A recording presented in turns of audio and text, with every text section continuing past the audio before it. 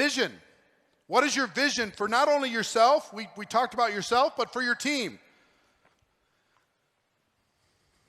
How many people do you see within your organization move into the top level with you? How many people can you see it? People ask me all the time, did you ever imagine this? They ask Marina and I, did you ever imagine this? Pippo and Tony and Richard Branson, all this stuff? I said, of course. I saw it a long time before it was reality. I saw it 30 years ago. Just took a while for it to turn into reality. What's your vision for your team? I got to talk about one other thing back to you as a person before I talk more about strategy. Go back for a second.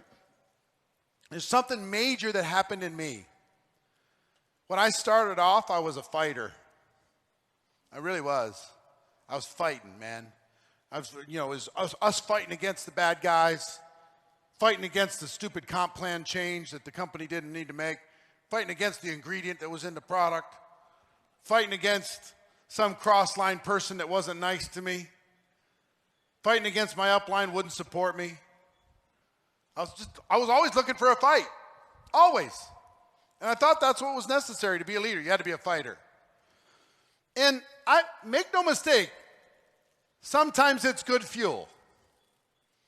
Somebody tells you can't do it, you'll never succeed in network marketing. Sometimes that's good fuel to say, oh yeah? You can't go to the top, you're just a woman.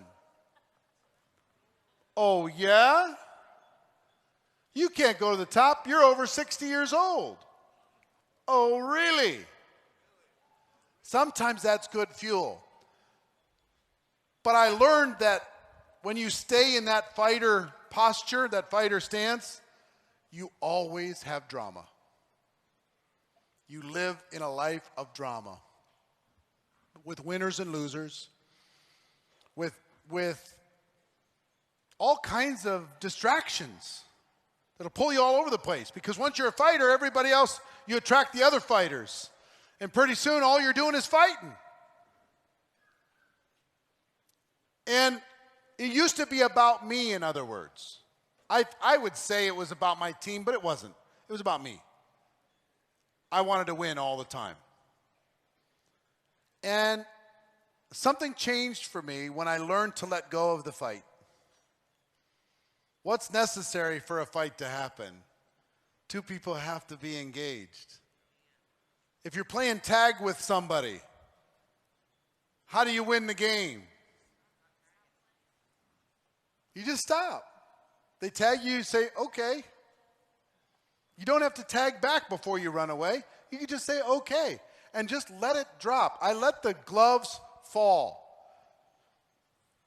And I replaced the drive that I had from the fight and the righteous anger and the indignation and I'm going to show them and all of this stuff. And I stopped focusing on me and I started focusing on other people. And I found out that when I was contributing to the life of another person, it was better fuel than it was contributing to my own bank account. When I was helping somebody else see a better picture for themselves, it was better fuel than me making a few more dollars or getting to the next rank. Contribution for me changed everything.